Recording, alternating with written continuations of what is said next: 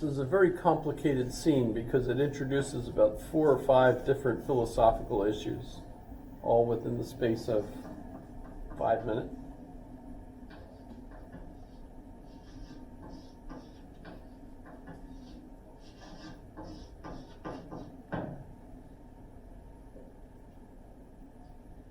What's going on behind my words when I say, this is a very pleasant manner? So please, take your time. The thought, Professor. I see. What is the thought that lies behind the words, this is a very pleasant pineapple? This is a very pleasant pineapple. Listen to me. We imagine the meaning of what we say as something queer, mysterious, hidden from view. But nothing is hidden, everything is open to view.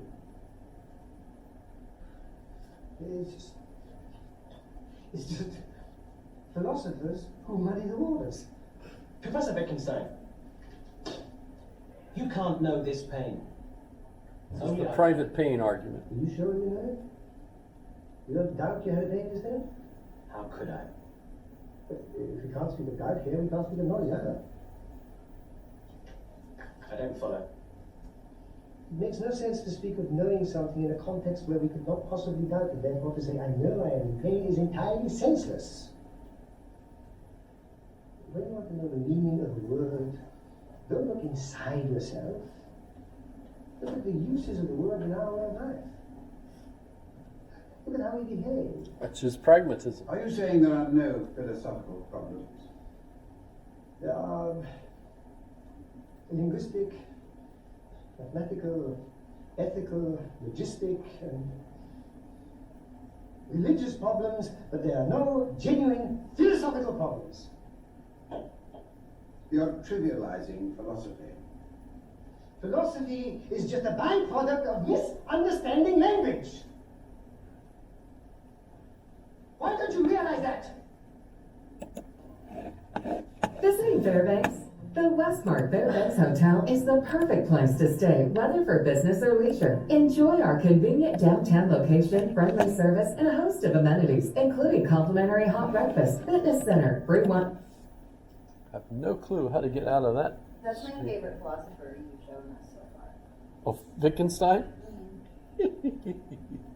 In a movie that's trying to show just how strange he was. Why doesn't that go back?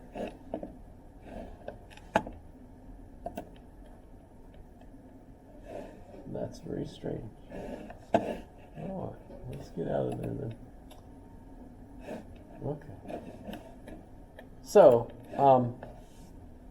why bring Wittgenstein up here? Well, Wittgenstein, did I have, yeah, here's his page.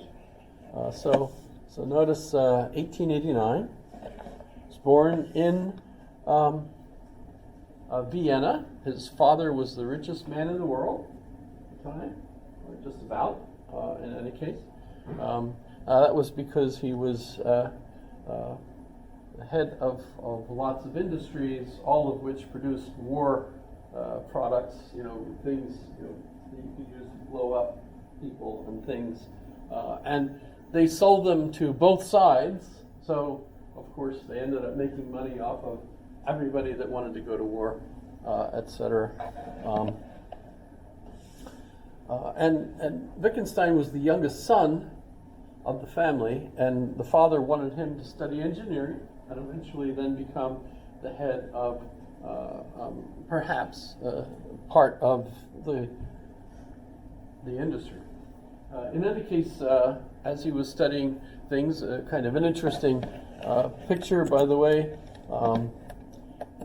He was in a class at one time. That's their house.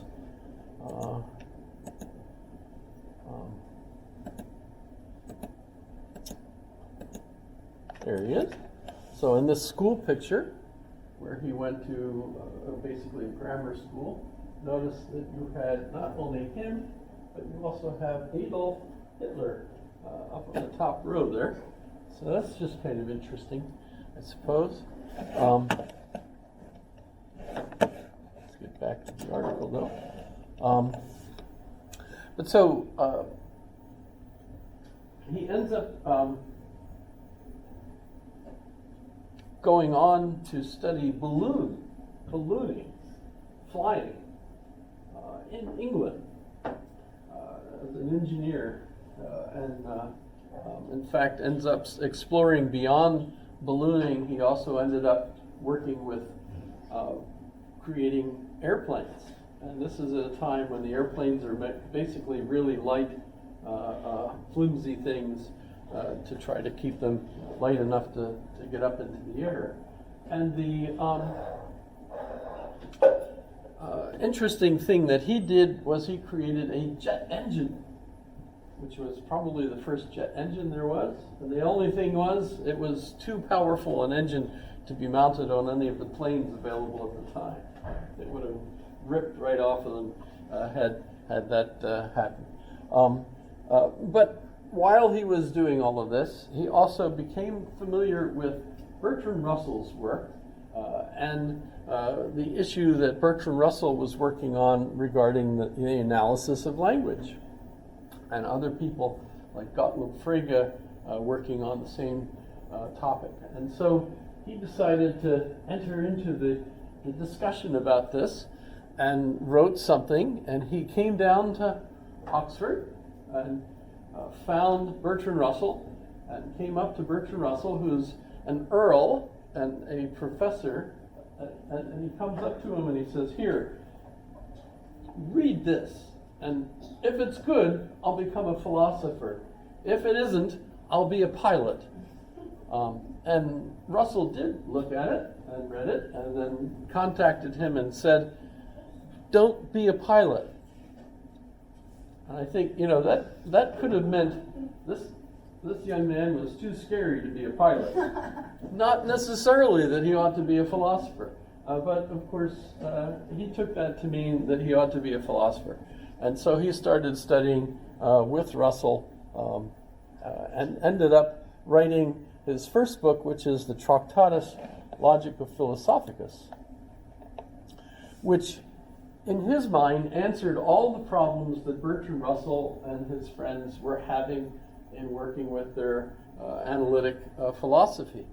And Russell was clearly impressed by it, and in fact ended up accepting it as the thesis for a PhD.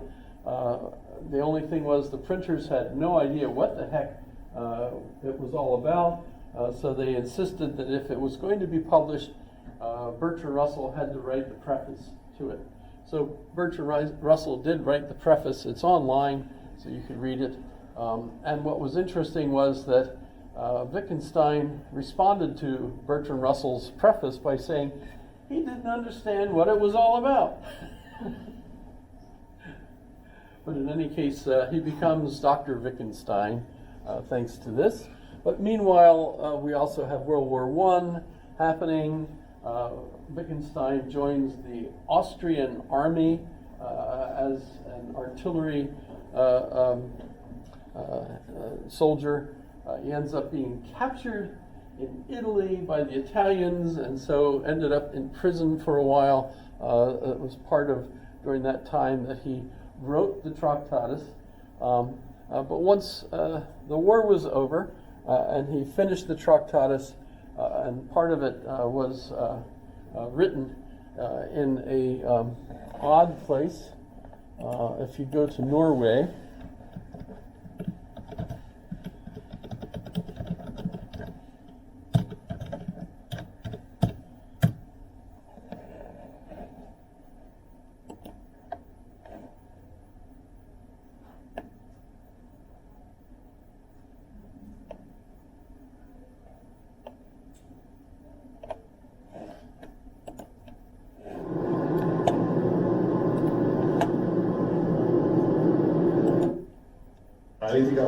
So, what are you gonna ask the wizard for, Pixel?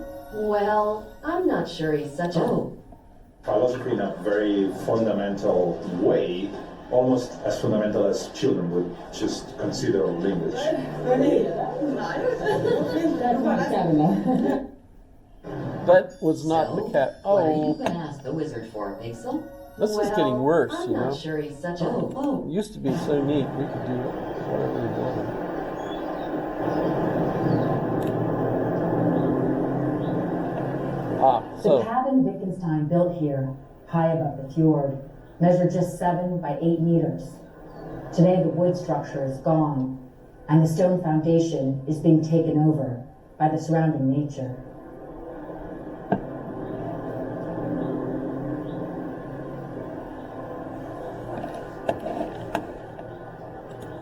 so you get the idea. He was quite the loner and wanted to be away, but he was seen by people walking back and forth on the deck of that cabin as he was figuring out the truth tables and things of that sort. So if you look at the Tractatus,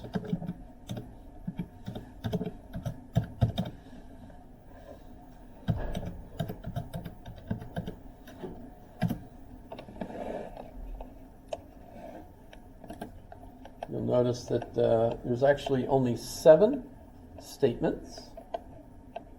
Here they are. The world is everything